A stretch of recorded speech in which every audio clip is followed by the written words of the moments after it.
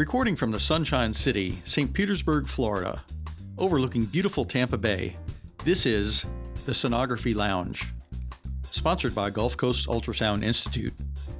This podcast is dedicated to medical professionals and patients around the world interested in diagnostic and interventional ultrasound.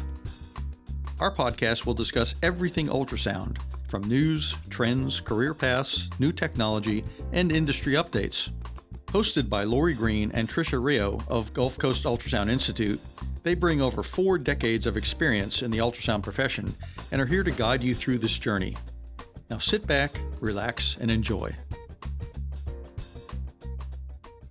Welcome and thank you for joining us at the Sonography Lounge, where we discuss all things ultrasound. I'm Lori Green, and I'm here today with my co-host, Tricia Rio. Hey, everyone. So this week, we're hosting our Intro and Advanced Interventional and Regen Medicine MSK course at our facility in sunny St. Pete, Florida.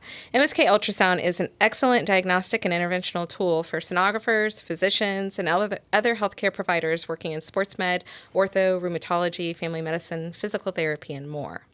The greatest benefit of ultrasound over other imaging modalities is the ability to evaluate the patient with dynamic movement, allowing the clinician to determine how motion affects the area of concern.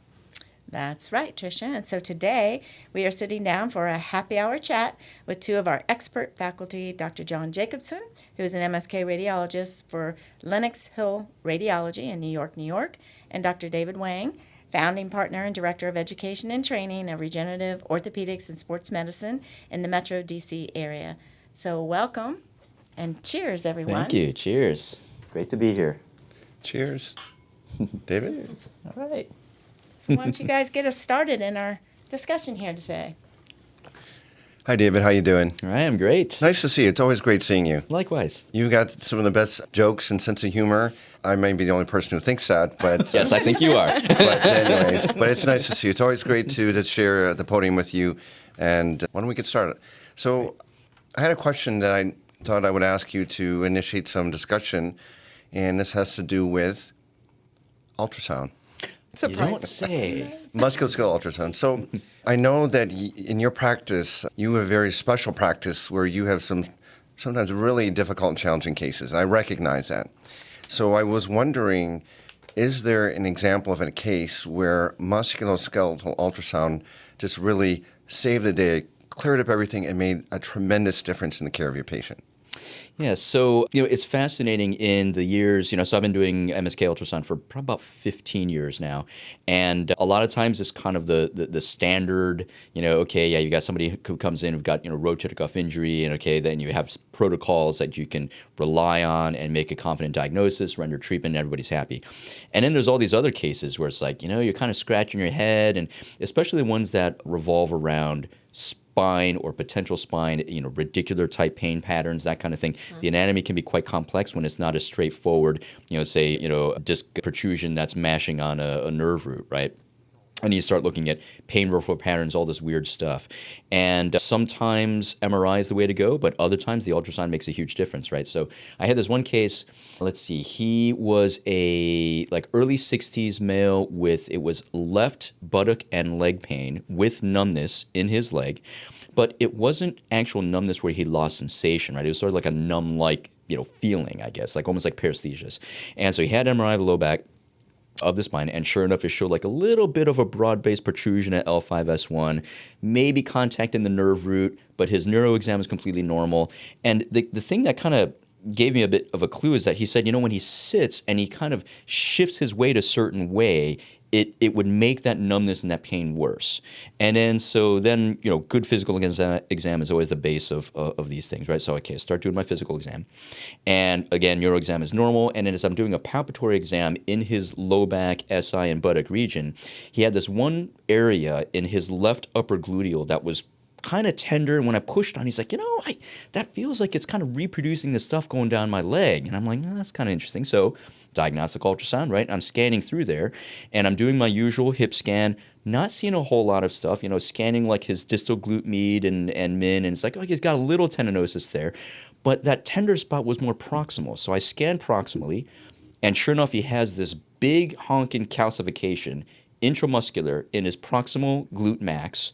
And it was, I think, something like 3 by 1.8 by like 1.2 centimeters or something like that. So fairly large. He has no recollection of any trauma in the area or how it got there. But I was like, okay, well, when I push on this right over sonopalpation-wise, and that's a great tool in terms of ultrasound, is that active sonopalpation where you can really scan the area, you find an area of, say, pathology, you push on it, and if it reproduces those symptoms, it seems to be quite a sensitive, exam finding. So it reproduced those symptoms. So we went ahead and did a diagnostic injection where I kind of put in some anesthetic and sort of hydrodissected around the calcification. I probably put in about 4 or 5 cc's of like a low concentration anesthetic mixed with some normal saline. And his leg symptoms, the pain, the numbness, the paresthesia is all completely 100% gone, right? And I'm like, well, this is kind of interesting because you start wondering, okay, is this guy going to need an epidural? Is he going to need a discectomy? Like, what's this guy going to need from a neuro standpoint? But it wasn't a classic radiculopathy at all. It was like this gluteal calcification that I would not have found if it wasn't for using the ultrasound, which also allowed me to just locally go in there and be very, very accurate about treating that region. And, did a couple of hydrodissections, and the guy's like almost symptom-free. So kind of wacky, right? Yeah. Yeah. Boy, that's impressive. The symptoms you described in your patient remind me of the comments I hear after I give a lecture. Numbness, pain in the butt, things like that. But you bring up a great point, and that is, first of all, ultrasound is an incredible tool. In the hands of a clinician such as yourself, you can combine that with your skills and lead you to the proper diagnosis. From the radiologist perspective, I always teach, although we're protocol-driven in our scanning, we have to still listen to the patient. I routinely ask the patient, can you point to where it hurts the most? Yes. And it's a number of times where that has taken me to a diagnosis I didn't suspect. So I think you bring a great point with that, example. Yeah. So that makes me think of a follow-up question. Okay. The flip side, Uh-huh.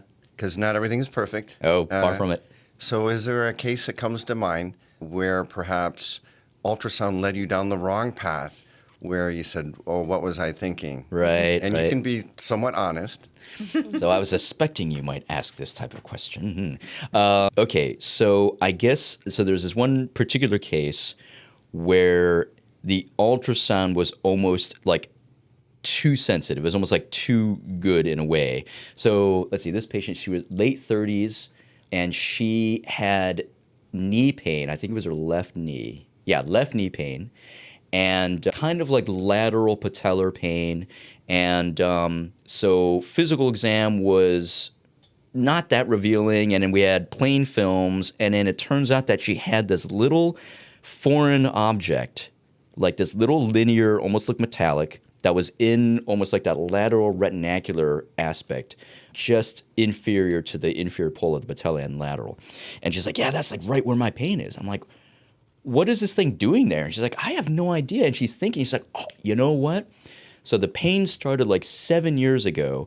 And in 2 years before that, I was running up some steps and I was wearing these capris, and I tripped on the step and I landed kind of on my knee.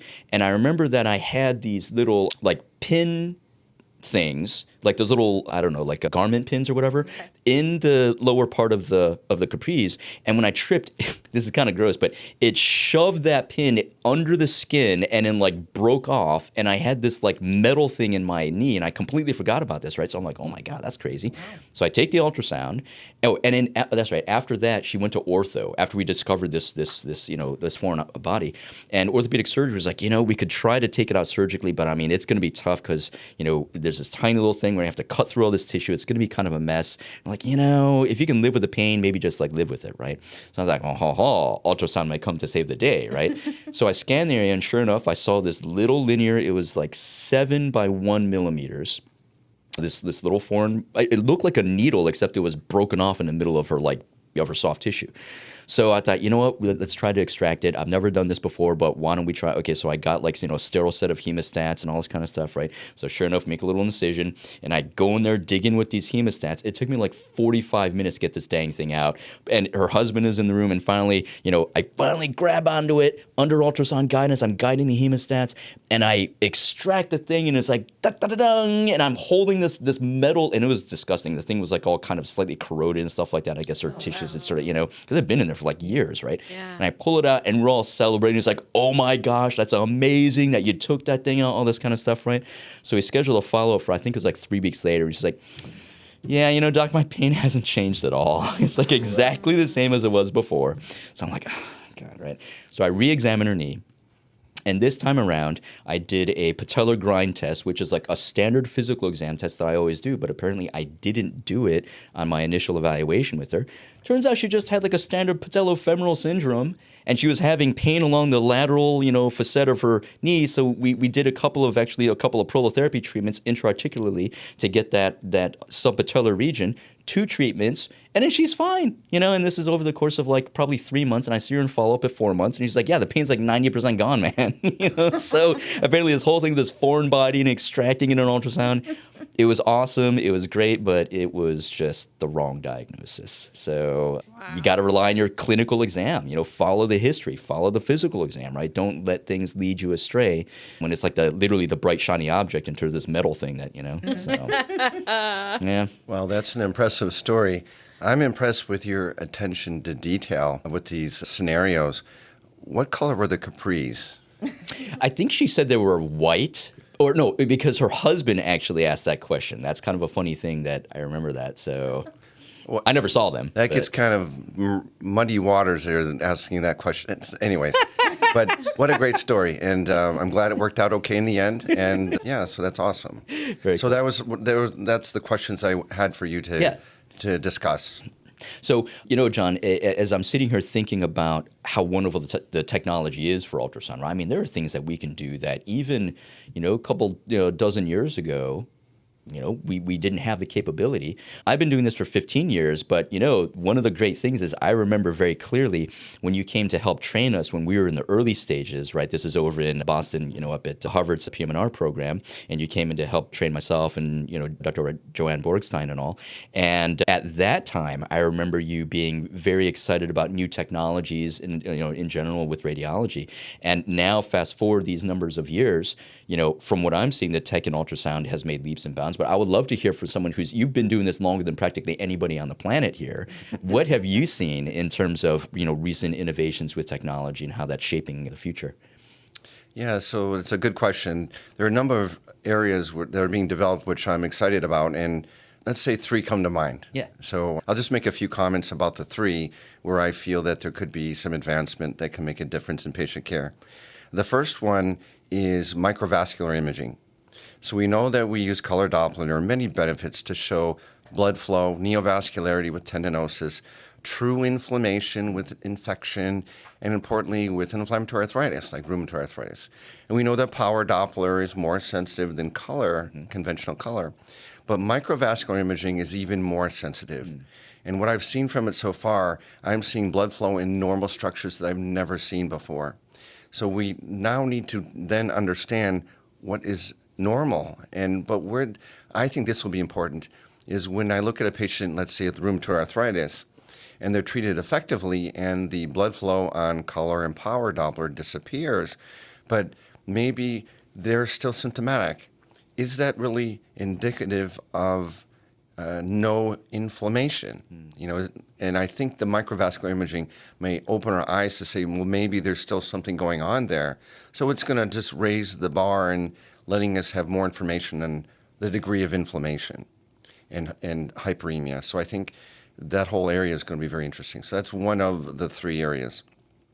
The other area that I'm sure you know about is elastography, and the latest is Shear Wave. Now, a lot has been done looking at tendinosis and tendon problems, but I feel that the subtleties of Shear Wave, what we're seeing, are only marginally better than the grayscale, which right now is really incredible. And from a clinical perspective, you're going to treat the subtleties may be so small that you would still treat the patient the same and not change management. But the area of Shear Wave where I'm really interested in has to do with peripheral nerves. Because right now, like talking to Jeff Strakowski and others, we know that ultrasound shows the anatomical information, and we know the electrodiagnostic tells us the physiology.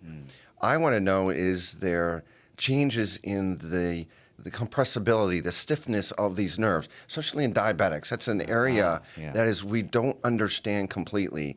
So I'm hoping that maybe Shear Wave and peripheral nerve may take us to the next level. So that's 2 of the 3. That's very cool. Okay. You got some nerve talking about this, John. I mean, come on. Ba-dum-bum.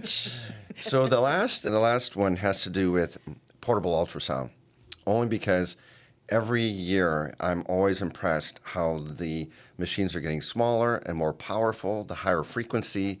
Fortunately, they're wireless, and it's allowing us to work remotely. As you know, I work with outreach in Uganda, and I'm trying to get outreach established in northern Alaska to areas that have low or no access. So I think as we progress with this portable ultrasound, I'm excited what this is going to do in the world in healthcare. So those are the three areas that I'm really excited about. Yeah, that is pretty amazing stuff for sure. I remember back in the day, the first ultrasound machine we had was one of those old, we called it like the Green Beast. I can't even remember what brand it was, but it was this big, huge box, and the screen was like yay big, and it was like grainy as anything. It was really incredible in terms of how far things have come. I mean, nowadays, like those little portable handheld systems are, as good as some of the mid-level machines that we had, maybe 10 years ago already. Right. It is really quite astounding.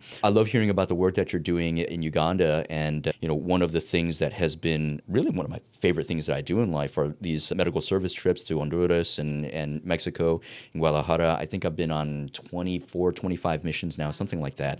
And I'm going back actually in March back to Honduras. We haven't been there in 3 years because of the pandemic. And one of the things that's interesting, so it's been 3 years since we've been there. The increasing popularity of these handheld systems, right? Now we're sitting here thinking, okay, we haven't had the ability to bring any significant technology down there. And now with these portable ultrasons, we have, it's like they said in the $6 Million Man, right? It's like we have the technology, right? And so I would love to explore what some of these options might be to bring that technology down there, because we are doing a lot of, musculoskeletal diagnosis and treatment, a lot of injection therapies, and to be able to have the increased, just safety and accuracy of having the ultrasound on board would be a huge game changer. I mean, just, really a game changer there. So I'd love to hear, as things continue to develop, I would love to hear from you, John, like what you feel would be good resources and good points of access, for this. So what you're doing with your outreach is amazing. Can you tell me what is the most common treatment, or what are you treating most commonly with your outreach? There's a couple things. Right, yeah. So we tried to keep some data on this in terms of evaluating the body regions that were the chief complaints were for our patients.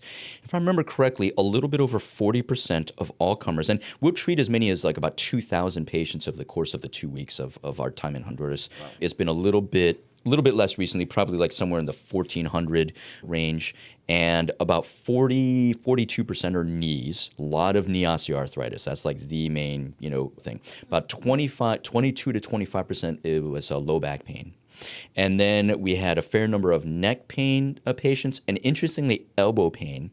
One of the reasons for that elbow pain is that a lot of the folks down there that are manual laborers, they're doing a lot of machete work to clear brush. So a lot of just the lateral and medial epicondyloses, because of all of the work that they're using from like machetes and carrying brush and all that kind of stuff. And then the rest of it in terms of like ankle and wrist and hand is a little bit less common, round out the rest of it. So, but a lot of knee OA and low back pain. That's very interesting. From my experience in Uganda, I'm developing a shoulder treatment and ultrasound program there.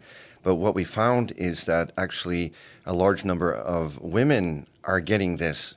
It's mainly agriculture and farming, but in Uganda, the women do much of that labor. And we didn't understand until we were there what the problems were and what was the cause.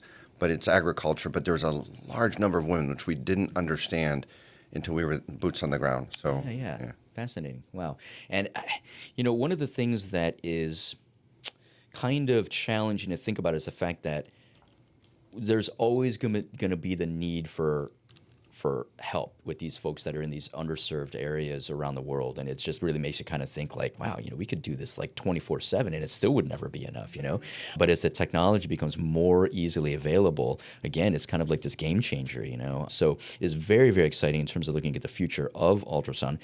And frankly, it really begs the question of how well can we train folks to be able to help around the world, and that's the thing is that, on these service trips, we train a lot of the docs that are local in terms of in Honduras. We have a connection with the anesthesiology department at one of the local hospitals, and so they always send, 3 to 5 residents along with a couple of attendings to work with us so we can teach them these techniques so they can help locally. But I mean, if you can imagine that on like a global scale, I mean, we really got to blow this up and take care of people, Yeah. You mentioned osteoarthritis of the knee is one of the most common ailments. So how are you treating those patients? What are you doing for them? Boy, that is, it's funny how osteoarthritis seems like such a sort of simple concept, but when you start peeling back the layers, it gets pretty complicated. A lot of times we talk about, you kind of have these two camps, if you will, or these two buckets. In one bucket, you have the anatomic and structural, right? So, okay, what's going on with the cartilage? What's going on with the subchondral bone? That's like kind of a new up-and-coming thing in terms of what's the health of that subchondral bone and how can we improve upon that? What are the supporting structures ligamentously? What are the biomechanics? Leg length discrepancies, all of those, muscle balance and so on. Then you have what we refer to as like the physiologic or functional side. So those are all the things regarding pro-inflammatory physiology, right? So, what are dietary influences, environmental influences, those sorts of things. Genetics play a role, obviously. And so trying to be holistic and integrative in terms of that approach is ideal. But it can be challenging because how many millions, if not billions, of people have osteoarthritis, if not in the knees, somewhere else? Well, how many of them have the option to modify their diet substantially to reduce, those inflammatory mediators? It can be pretty challenging. From a treatment standpoint, what we know now, or actually have probably known for a while, is interestingly some of the conventional treatments, you kind of get short-term gain, but potentially long-term loss. I just did a lit search for looking at the effect of chronic NSAID use in osteoarthritis, and most of the papers seem to suggest that, when you're taking chronic NSAIDs for a while, it can actually accelerate the progression of osteoarthritis. Looking at the use of corticosteroids and the fact that they also seem over time with multiple applications to accelerate arthritis. So, what the heck are we doing here, Yeah. And this is where some of and it goes by different names with these restorative or regenerative procedures and treatments, things like, platelet-rich plasma, things like these, cellular in terms of the microfragmented adipose and bone marrow aspirate concentrate that can concentrate some of those growth factors, and some of the stem cells and things like that can have some restorative properties. The research is growing at a very rapid rate, looking at the positive results of these types of technologies. And, we try to stay evidence-based but cutting edge with a lot of these things. And there's some pretty solid research to show that it can, put off things like knee replacements for as much as like a good 10 years in terms of Dr. Hernigo's data, things like that. So that does seem to be the up-and-coming piece. I want to talk about you for a second, so you don't ask me more difficult questions. No more questions. So, no, I wanted to follow up with, you're doing some great outreach, and you talk about knee osteoarthritis. Yeah. Since we were flown here to talk about this and to talk about ultrasound, I wanted to come back to ultrasound. How does ultrasound fit into how you're dealing with knee osteoarthritis? Yes, right. So from our perspective, traditionally in the way that people will focus on not just knee osteoarthritis, but kind of osteoarthritis in general, is there's such a heavy focus on the articular portion of it, right? So, what is the bony alignment? What, how is that the thickness of that cartilage? On plain films, right? That's kind of the most of what you can evaluate. On other types of imaging with MRI, the very helpful thing with MRI these days is that it is able to evaluate the health of the subchondral bone, looking at, cystic changes, bone marrow edema, those sorts of things. In addition to just looking at the thickness and the health of the cartilage, where there are particular fissures and things of that nature. But I think clinically where sometimes things get overlooked are the soft tissue components of stabilizing that joint. And this is where I think the mechanics of how is it that osteoarthritis actually develops when you're looking at that anatomical structural piece separate from the functional piece, right? Where, okay, what is the role, if any, of microinstability due to ligamentous laxity? So I guess the cascade that occurs is that the cartilage layer starts to degrade and thin out. Genetic reasons, chronic inflammation, things like that. What is the role of the subchondral bone in being able to provide optimal nutrition to that cartilage? If the subchondral bone health starts to deteriorate, does that nutrition take a hit? with hits in the nutrition, the cartilage will degenerate more quickly, theoretically. When that happens, your joint space narrows. When that joint spacing narrows, the supporting ligaments buckle, right? So you've got your collateral ligaments, your capsular ligaments, and so on. When those buckle, do they allow more sort of shearing of that joint? You get that microinstability, and then that causes additional degeneration to that cartilage as the surfaces rub against one another, and it becomes like this positive feedback loop, right? And so in terms of trying to reverse that, using ultrasound as one of the important tools to evaluate those soft tissue structures, looking at your MCL and LCL, looking at your medial and lateral retinacula, and being able to, if you have the means, to restore the integrity of those soft tissues, to hopefully restore some of that or reverse perhaps a little bit of that microinstability.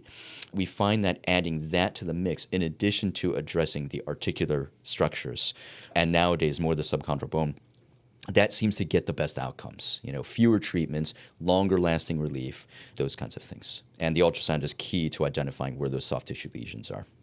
Wow, that's impressive. Obviously, you are an expert in this field of regenerative medicine, and it's awesome what you're doing with your outreach. So, David, it's been great to see you. I'm afraid we're out of time. But again, I want to thank you for Gulf Coast and then seeing you and talking about these items. But before we leave, I know, David, we've hung out before, and I know you personally, but the audience may not know you as personal as I did.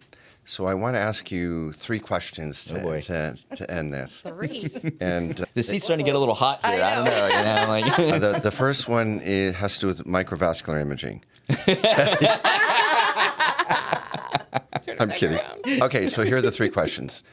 Number 1, Apple or Android? Ooh, for me, you got to say Android. So sorry. Okay. Question number 2 of 3, Cava or Prosecco? For me, I got to go with the Prosecco. Okay. Final question. Oysters, East Coast or West Coast? To quote a movie quote about being whether it's East Coast or Far East Coast, I would say East Coast. But really, I don't understand the differences between East and West Coast oysters very well. Personally, I grew up on the East Coast, so what can I say? Yeah. So I got David on that last question. All right, David. It's great seeing you again. Absolutely, John. Great to see you as well. Thank you so much. And thank you, Gulf Coast. Yeah. Thank you guys so much for joining us and for being here this week for our MSK course.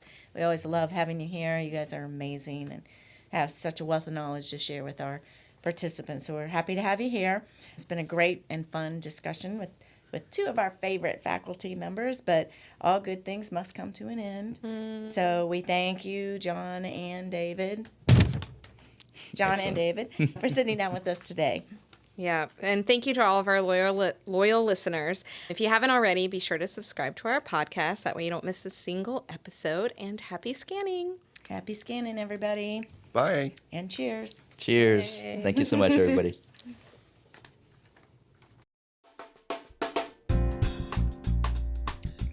Thanks for listening to the Sonography Lounge. Don't forget, if you like this episode, please subscribe and leave us a review on iTunes, Spotify, or wherever you get your podcasts. You can also find us on Instagram at Sonography Lounge and Twitter at SonographyLNG. If you have any questions, comments, or topic suggestions, feel free to send an email to us at sonographylounge@gmail.com. Have a great week and scan, scan, scan.